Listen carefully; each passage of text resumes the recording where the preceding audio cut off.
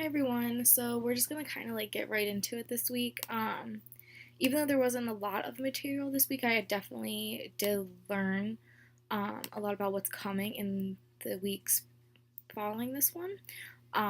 So for the first question about what is something that you learned from this week's materials, so actually I have written a literature review before for one of my social work classes. So reading the material was kind of like just like a refresher for me about everything that I learned a couple years ago. It hasn't been about 2 years since I did take that class because my classes are like all out of order. Um, but I completely forgot about some of the information regarding literature review, so it was a really good refresher.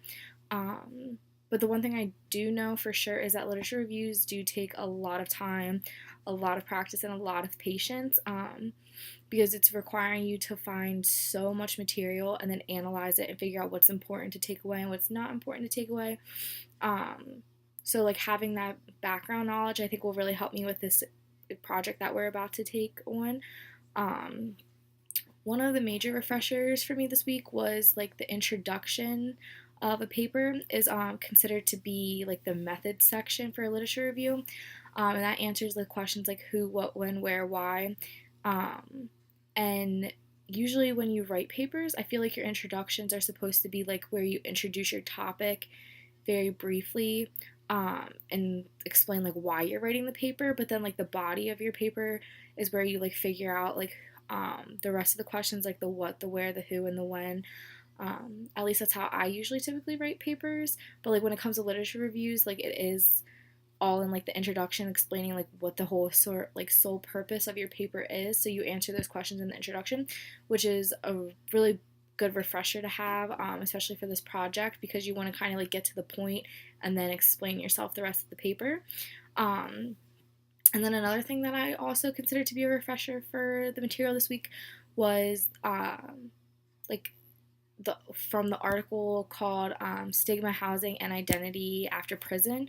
It like kind of showed that when you're doing a literature review, your citations will become your best friend. You want to make sure that you're citing all and any materials that you are using to prove your point.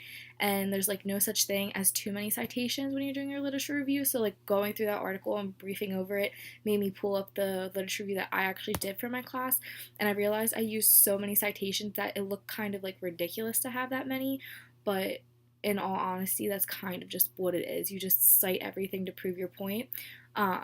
So that was like another refresher for me for this week. So my muddiest point thus far in research would be definitely like what it was last week too, finding articles that are related to both 9/11 and the construction of buildings in order to help those with disabilities evacuate.